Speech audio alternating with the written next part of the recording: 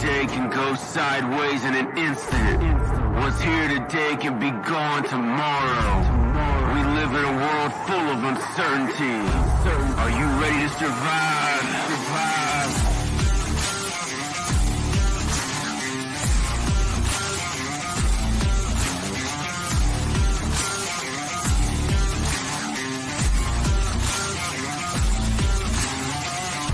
This is the Weathered Soul.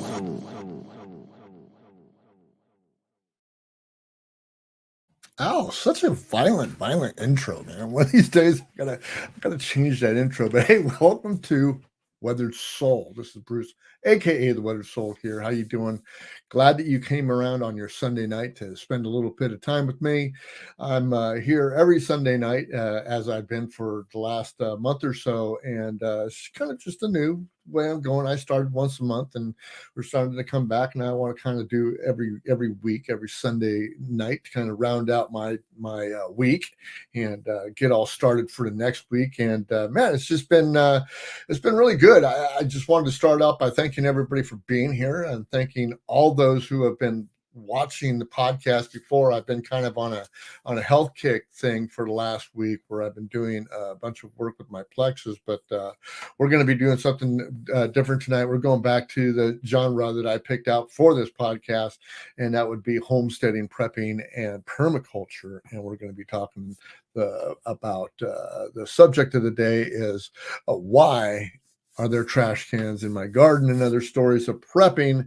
And that is the name of the show today. It is January 15th. It is Sunday. It is episode 11 of the Weathered Soul, and we keep rolling on down the road. I am looking for somebody to commit. I'm looking for sponsors, and I'm looking for advertisers. I'm growing my customer base, or excuse me, my listenership and viewership is going up every single week that I run this show. I'm getting a lot of positive results from that.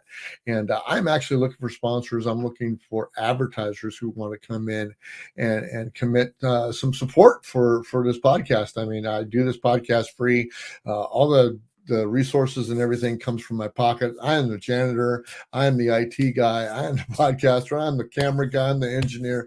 I'm the everything in this company. And I would just like to see if I can get some support coming behind my back. I'm looking to get at least one supporter at $40 a month, and that would be able to enable me to upgrade the software here that I'm using to enable myself to give you guys out some real good quality content and be able to just expand my brand. And that's kind of the way that I want to go. I've got all kinds of irons in the fire right now, all kinds of great guests coming up. I've got Michael Gaither, who is coming up next Sunday, and he is a musician, songwriter, musician, and a DJ for a local radio station here.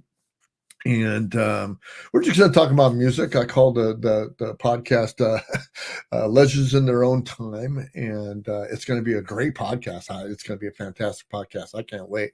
And the week after that, who was supposed to be here this week, and that's why I'm doing this show alone, is that we're going to start talking about Bitcoin also, and we're going to have Shane Hazel is going to come on to round off the end of the month. And it's just, I've got a bunch of people lined up.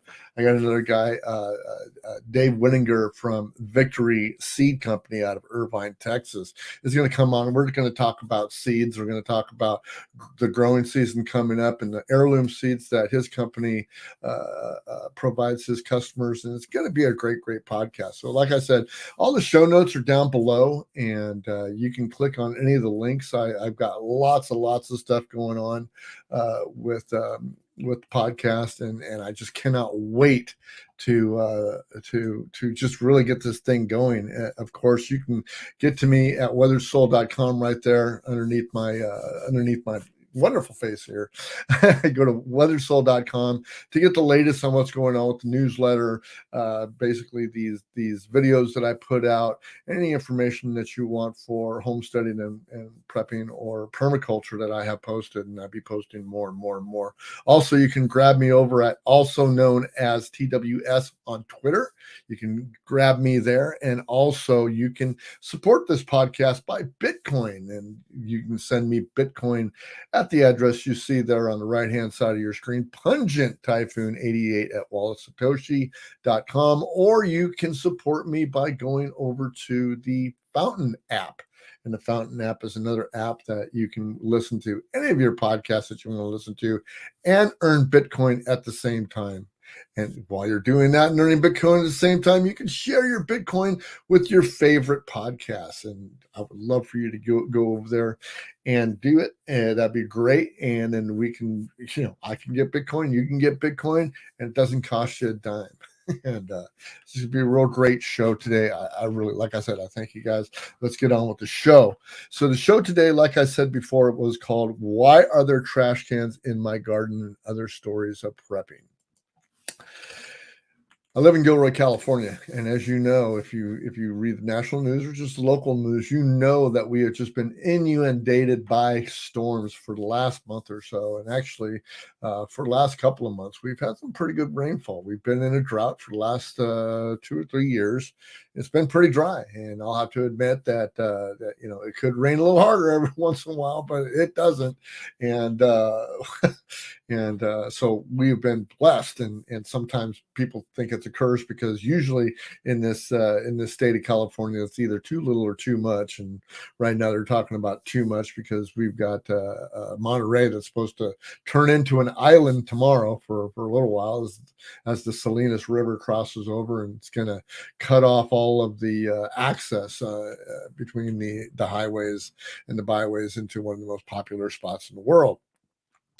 Also, we do have some flooding around here. My property right here happens to be like, very, very low to the elevation around the Gilroy area, and my sump has been going off. That keeps my underneath my house dry, which is not dry because the water table is up so far.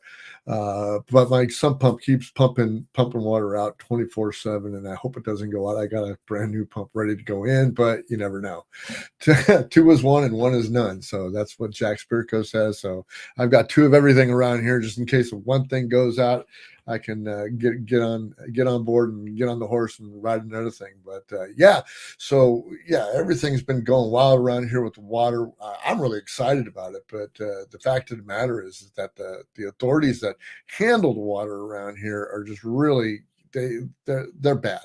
They don't know what to do with their water. They've got so many regulations and price hikes and everything else that they've come through in the last couple of years, actually the last 10 years, because we've gone through 2 droughts now in the last 10 years. And, every time it rains, it's unprecedented and this and that, but they never repair the infrastructure for gathering water and saving water. And we just keep increasing our population. So we've got lots of population and not enough resources to dole out to the population. So they're in a terminal drought. And even though people think that I am crazy right now for storing rainwater, because what am I going to do? We're going to have plenty of water at the end of the season. Well, yeah, we will have plenty of water at the end of the season. But the fact of the matter is that the water companies are not going to keep us or let us freely water whatever we want anymore. They got restrictions on us. They're going to keep those restrictions on, and they're not going to lower their prices because there's tons of water out there. It just doesn't happen that way in California, and we pay a pretty penny for our water. But so that's kind of what we're going to start talking about today. But I went around my garden. I went around my yard today. My back 40, as I like to call it, Cassidy McGee. And if you've been following me for a while since the start of the show, you know that I've been working on my backyard. I've been doing some kind of experiments throughout this last couple of months for doing just some growing and stuff on the wintertime, because we do have mild winters here. I mean, we get frosts, but we don't get hard freezes. We don't have 32-degree weather for 2-3 days in a row. We have 32-degree weather for like a couple of hours, and then it gets warmer. So I started doing a couple of things, and one of them was the shaded lettuce. And this was a video I did a while ago. This is not a video, but this is a picture of my shaded lettuce. And let me show you something, that this lettuce actually doesn't get any sunlight at all. And I've got romaine lettuce in there. I've got some spinach in there, some red lettuce, some bib lettuce in there. I got some carrots that are going on in there, and they're doing really, really good. And I'm just impressed on how well they're doing without any sun. I could have never thought in a million years that I could grow lettuce without any sun, and that just wild. But that's the good part of my yard. What's been going on in my yard is definitely some other sleepy stuff. Like I put my strawberries to sleep. I've got this little pallet here of strawberries that I built last year, and we repackaged all the strawberries. There's probably about $100 worth of strawberries there, and I didn't want to lose them this year, so I ended up putting straw and stuff over there over them so I can preserve them throughout the cold, and they seem to be doing pretty good. My wife needs to go out there and trim all the brown stuff on them, but they're going to come back really strong. And but the squash, if you've been if you saw the squash that I did, and they were looking really pretty before the freeze, and now they just don't look very good. I got actually, I think, 2 green squash out of there and none of my crooknecks. So they didn't come up, and we'll have to figure out whether I can do a late crop on those next year. Maybe I need to start them just a little bit more early than I did. And then of course I got my strawberry pot, and I didn't put that one to sleep. I just kind of let that out. It went through the frost pretty well, and I'm not going to move it. I'm just going to keep rotating around, keep getting all the crap out of it, and just keep it fertilized and stuff. And it seems to be doing really good. So I'm looking forward to some strawberries. I mean, strawberries are my favorite thing that I put in my smoothies and stuff that I make in the morning, my protein shakes, and they're really, really good. I also wanted to go out and I wanted to start some radishes. So I started a couple of pots with radishes in them, and here's a couple of pots of radishes right here. We got a little radish coming on right there, and it's a little bit crowded. I just really just did this as an experiment just to see if they'd come up. And then I've got some radishes that are in my pond, and they're not quite as far along as my other radishes were, and they were planted at the same time, so they're a little bit more spindly. So I've got something going on with the pond that I'm not sure about. Nutrients and stuff like that are probably different. And then I've got my happy herbs. I've got some herbs. I got the herbs that I grow for the dogs, which are looks like oregano, thyme, and some parsley there. And those are looking pretty good. What's not so good is the lemon balm. The lemon balm, I don't know what's going on with that. Maybe it just doesn't like the cold or being so wet. Could be root bound. And I also have a really sad sage plant that used to be just bonkers, and it could be too wet. Got some holes in it, so we got some kind of beetle going on in there.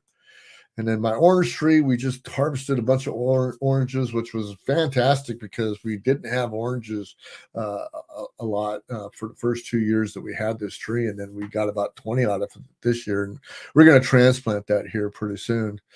And then my peppers that I had inside, they all got bugs. So anything that we brought inside,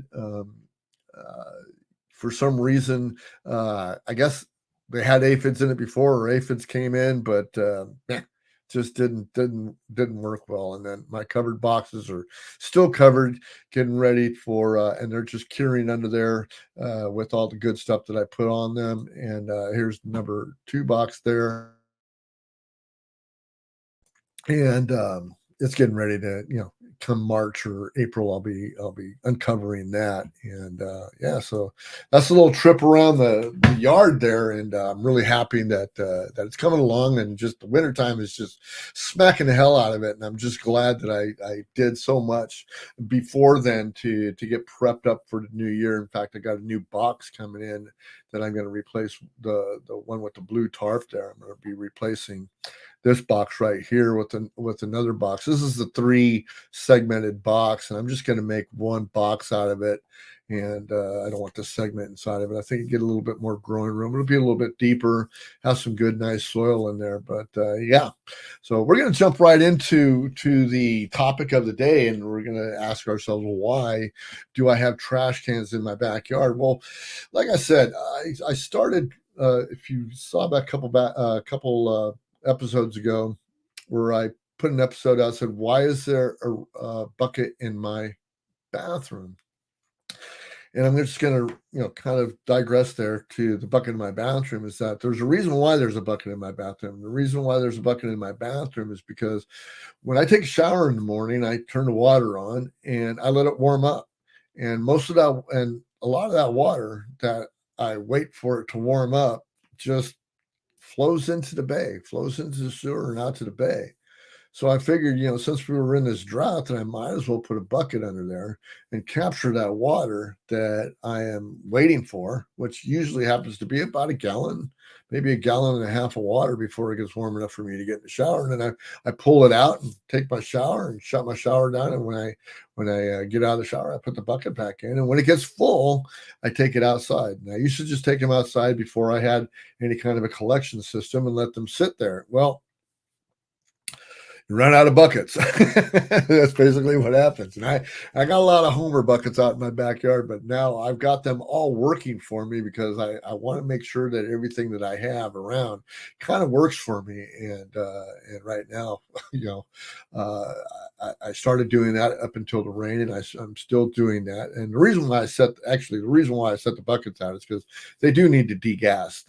We have chlorine in our water, and actually I come off a well, but they do treat it with chlorine. But with city water and stuff like that, you need to let your water degas before you use it in any kind of plants or anything like that. You kind of wonder why sometimes your plants are better off when they have rainwater than they have just regular tap waters, because the tap water is processed so much that sometimes you can added salts, chlorines, minerals, all kinds of stuff like that. And I'm not saying that it's bad for you, but I am saying that rainwater is much better for your plants than regular tap water. But with that said, we're going to go into the situation that I have now, that I still have water that I'm saving in the shower, but I've now turned to, since we've had so much rain, is to collect that rainwater in buckets. And we have had buckets and buckets and buckets and buckets of rain. We have had probably, I predict, about 20 inches of rain since the rain started back in November.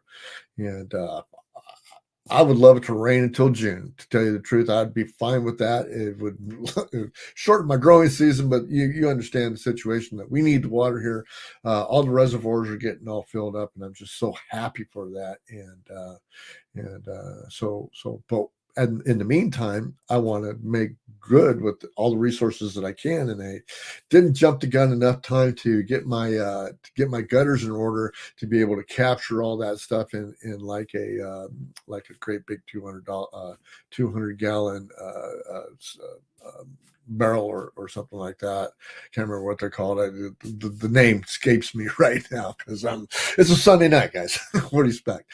But anyway, I wasn't able to do that, and basically, really, I don't have the kind of space in my yard to do an IBC tote, and capture that water in there. But what I do have room for is I have a room for a rain barrel.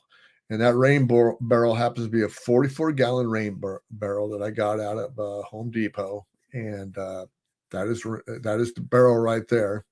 And I have since filled up one of those, because I bought one and I filled it up, and all of a sudden I found out that hey, I needed some more. I needed another one because I hadn't made accommodations to put something to evacuate that water from when I need to use it.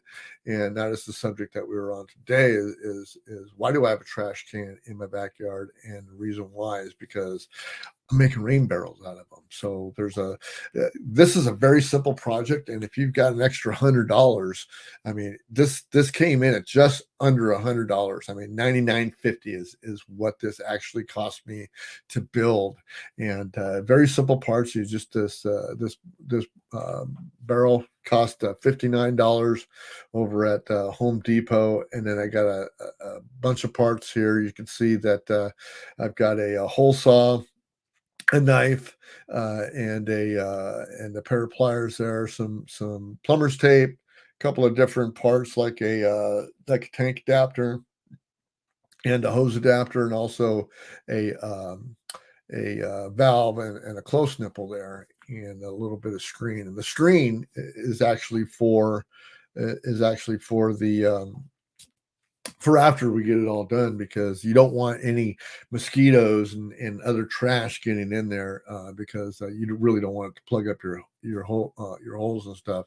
But down after I get done, I'm going to redo the show notes, and I've got 3 videos that I made especially for this project, and they're going to be down there in the video notes. If you want to learn I made these, it's a very simple process, but the gist of the matter is that we've got to be resourceful with what we have. I mean, we never know when the next drought is going to come around, and in fact, to tell you the honest to God's truth, that when this rain stops, that could be the end of the rainy season for us. And yeah, even though we've had 20 inches, or I've measured 20 inches, that is normal rainfall in Gilroy for 1 year.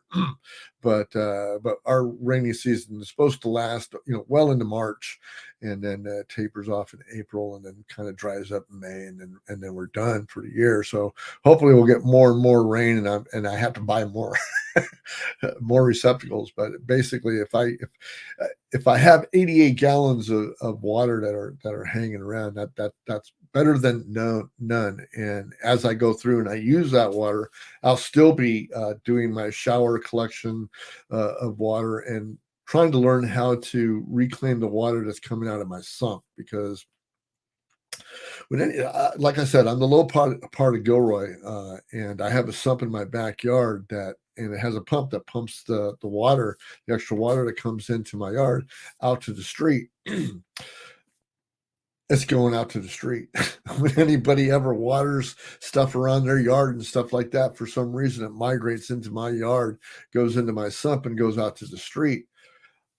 So what better way than to divert that pump that's pumping water into the street and pump it back in to my rain barrels? I mean, it's good water. There's nothing wrong with it. I can't see any reason why not to pump that into my rain barrels, or use it to replenish my pond, which I have to kind of put about 50 gallons every 2 weeks or so during the summertime, because of the evaporation. So I'm learning how to do more and more with the permaculture of water, and because we all need water. I mean, we can't last without water. We can we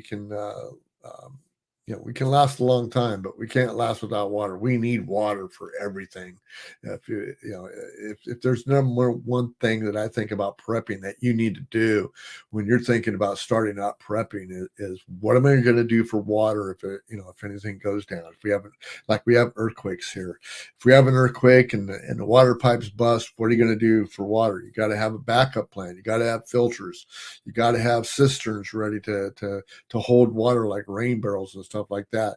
Maybe you have to have a couple of jugs or a couple of backup for 3 or 4 days of water saved up somewhere in your house. I mean, because you can't go without water. You can go without food for quite a long time, but you can't go without water for a long time.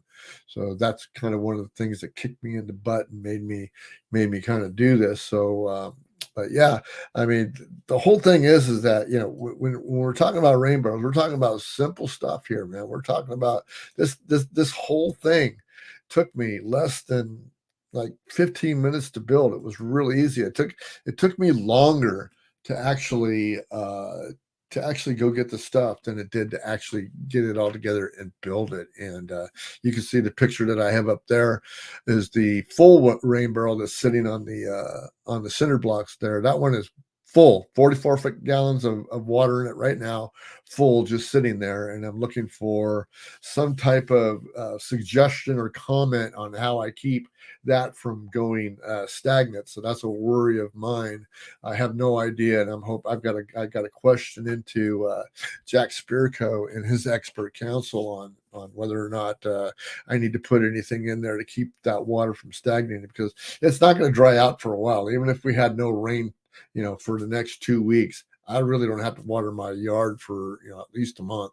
So I'm going to have that there for a month. I've been thinking that maybe barley pellets or something like that I can put in there will keep that water from stagnating. But I'm not sure. I've got to figure out what I got to do with that and how I've got to treat that, whether it be with the aerator or whether I need to kind of put a pump in there and keep it filtered out. I'm not sure. Like I said, I'd appreciate any comments or suggestions from you guys if you wanted to do that, and it would be a fantastic thing to do.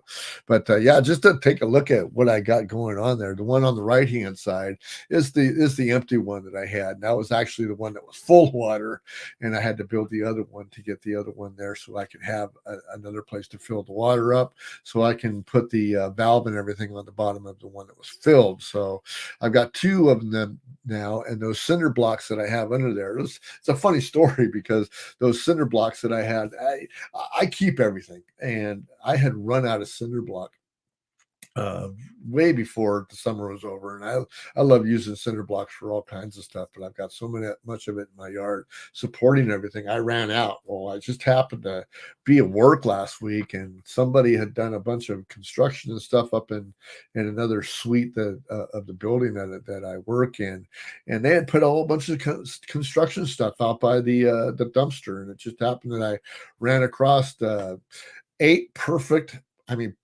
cinder blocks, and there's a whole bunch of other building materials there. I'm hoping it's there tomorrow because I've been thinking about maybe even taking some of that and just repurposing it, because I don't like seeing that stuff going to the landfill. There's no reason for it to go into the landfill. But hey, I saved a whole bunch of money and a whole bunch of time of not having to go over and grab that from Home Depot.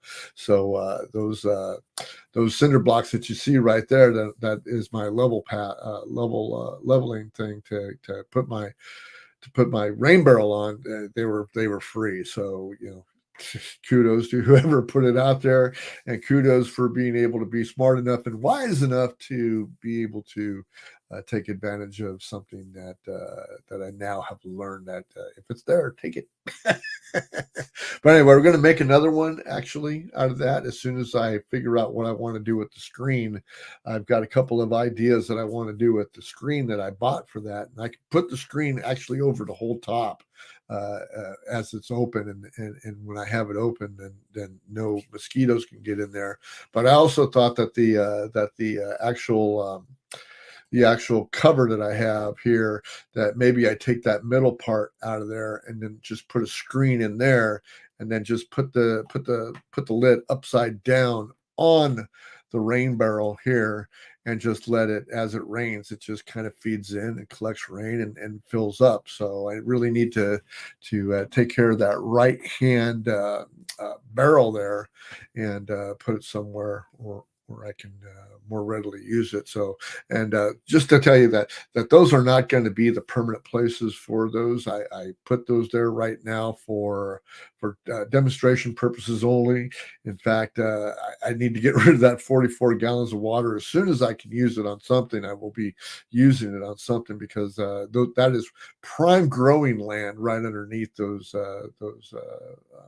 that bucket right there, and I need that soil. That's probably going to be where maybe my artichoke goes this year or something like that. But yeah, just that's kind of what I'm doing. That's kind of what we're all about here on the Weathered Soul, because I spent a lot of time talking about politics. I spent a lot of time crying about the government. I spent a lot of time crying about this and that, and it just got tiresome, because what I had to realize that there's really no, what does the government, let me ask you a question. What does the government do that really impacts your life on a day-to-day basis? When you listen to CNN, MSNBC, Fox News, whatever you listen to, your local radio or TV station, what news actually impacts you other than the weather? Or what news actually impacts you that the government does that actually impacts you? Really, they're crying all about the immigration policy, the homeless crisis, the war on drugs, the cows fart, and all this other stuff. How does it really impact you? It really, really doesn't impact you. And so when you wake up in the morning, you really got to think about what you got to do. So when I wake up in the morning, I don't even listen to news. I rarely, if I ever do, tune into the news to really do anything. I kind of scan around the news shows and stuff like that, but that's about it, just to get a little bit of tidbits of information. But the news and the media is just there to get you emotional and get you reactive to what's going on. Well, one thing that they did do is they got me reactive enough to say, like, I'm tired of being driven by the narratives of the media. So what I'm doing is I'm stepping away, I'm stepping out, and I'm trying to be ungovernable. And one of the things of being ungovernable is taking a homesteading attitude, taking a attitude of that you're going to start prepping, and taking an attitude that you're going to take care of that earth that's around you. That's permaculture, and that's what we're all about on this show. So I have taken that next step, and I have just been kind of rebelling against the government and saying, like, you're not going to tell me that I can't use the water. You're not going to tell me that I can't grow my own food. You're not going to tell me that I can't do certain things in my home and on my property that you want to restrict. I'm just going to do it. And if you come in and don't want me to do it, then I'm going to have to say I'm sorry later. But right now, the risks outweigh the the penalties if I get caught doing whatever I'm doing. But yeah, just a terrific way to look. I mean, seriously, I mean, if you really want to get serious about your community and doing things, you need to start talking about homesteading. You need to start talking about permaculture. You need to start talking about prepping. And like I said, water is like one of our number one resources, and you need to have water. I mean, if it really goes down, let's say if Armageddon goes down and the whole government starts this martial law stuff and all this, what's going to happen? People are going to start fighting in the streets for the resources that you have. And one of those resources, the most valuable resources, is water. It's not toilet paper. I'm sorry, guys. It's not toilet paper. Do not go out and buy toilet paper. You want water. You want a filtration system for your water. You want to be able to store water. You want to have a store of water somewhere, just like you want to have a store of cash somewhere, just like you want to have a store of food somewhere. But the number one thing that you need to have is you need to have that water, because water is like our number one resource.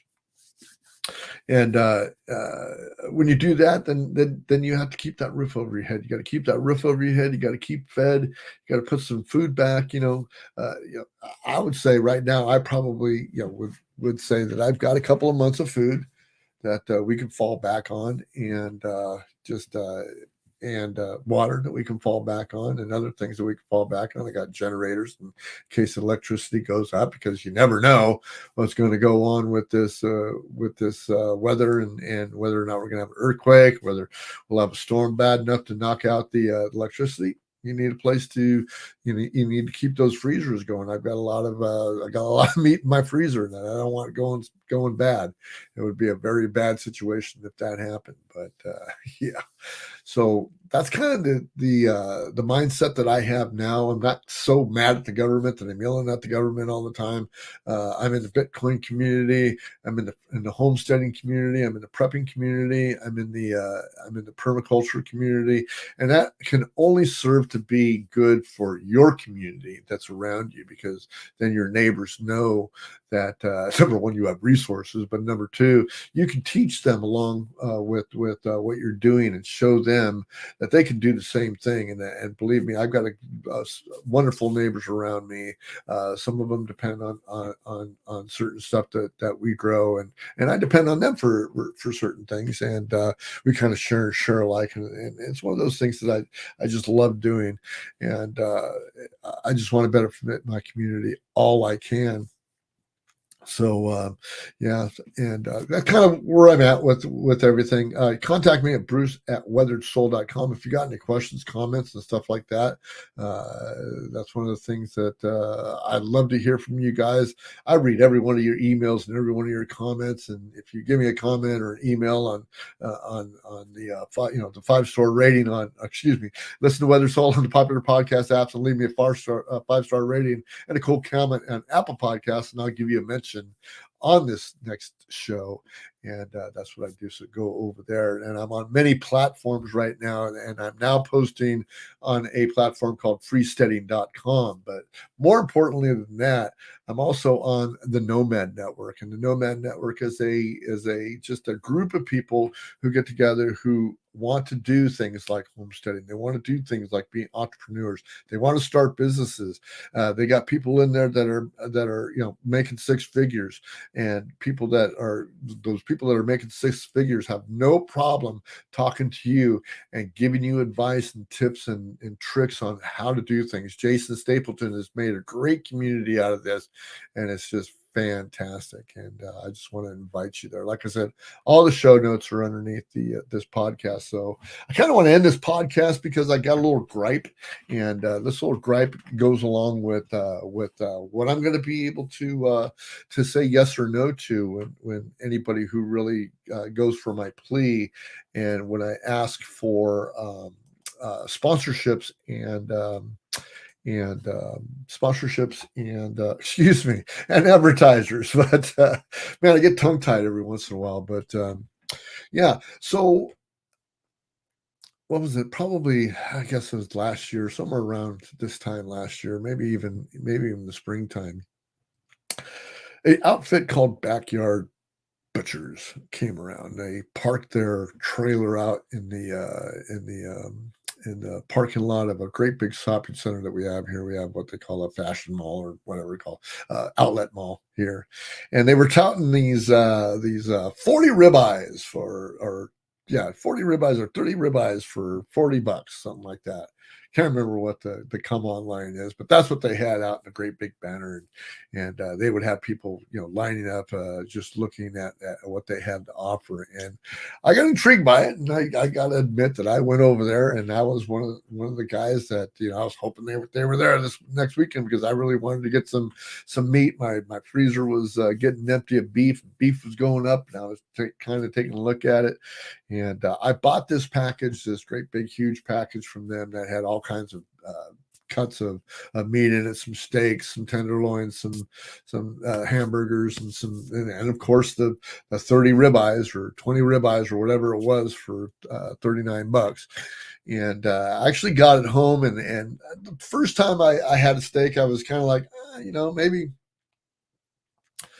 I did something wrong. And I started reading some of the ingredients on it because I was just so excited. I was buying beef, man. I was buying beef, and I was going to put up all my freezer and everything, dude. I was so excited. And then I started reading some of the packaging and the packaging that they were doing, and everything was nice and packaged and frozen. I'm not going to complain about the quality of the packaging or anything, but they had put some pre stuff in it, like onion seasonings and stuff like that, in some of their steaks, and some of them didn't have anything at all. They were just vacuum packed.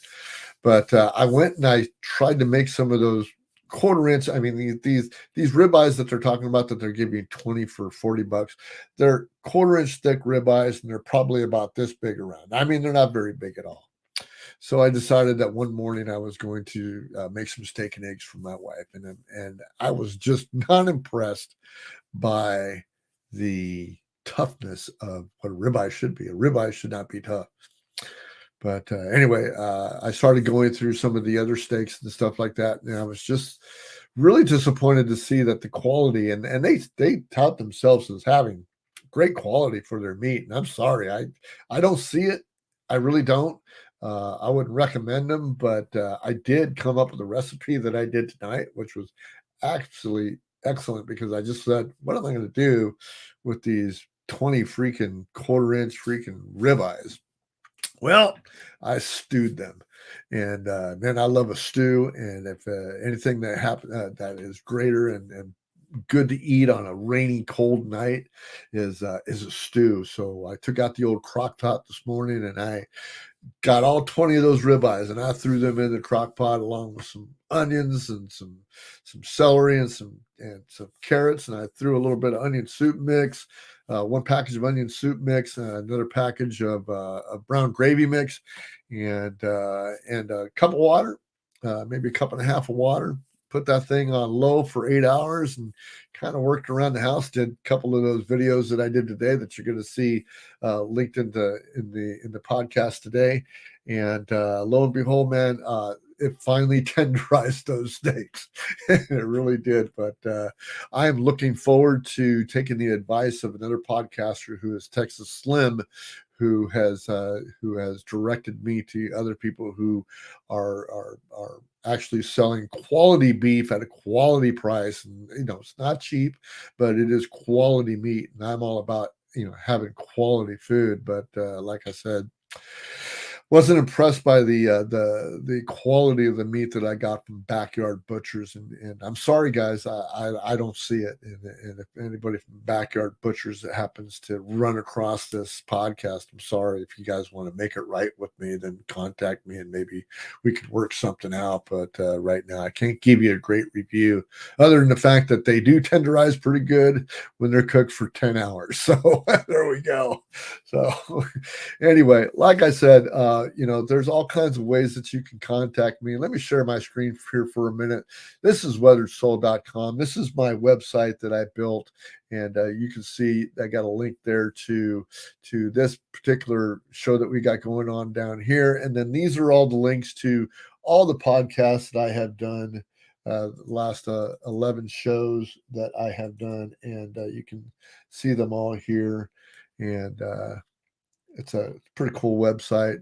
I do weddings, and got a couple of tabs here. I've got my personal finance page. My personal finance page goes to how to set yourself up with an emergency fund, a budget, and how to get out of consumer debt. I'll be running through an envelope system here pretty soon on one of my podcasts. But you can also find me at the freesteading.com. Like I said, the Weathered Soul is on freesteading.com, and I will stay there. As you can see on my page, I have posted those 3 articles on how to build that irrigation bucket. I didn't really want to share the videos today on the podcast, only because of the fact that a lot of people listen to this on an audio podcast, and they really wouldn't get the benefit of the video because I have a hard time explaining through a video exactly what I'm doing. But if you go to the videos on youtube.com, you can find those. And then also my YouTube page there, and you can get there to @weatheredsoul, and you can go there and you can subscribe and you can like and you can share and you can do any of those. But I just want to thank you guys again for being here. Short podcast tonight because it's Sunday night. I was supposed to have a guest here, but wasn't able to do that. But we got it rescheduled, and we're going to get it going here pretty soon. Next week is Michael Gaither in Legends on Their Own Time, or Legends in Their Own Time, which is going to be our musical feature once a month. And I hope you come next week to come see us. 2 weeks from now, we're talking Bitcoin with Shane Hazel. And then pretty soon we're going to have Dave Winnington here from, I can't remember his last name, but Dave, the owner of Victory Seed Company from Irvine, Texas, is going to join us.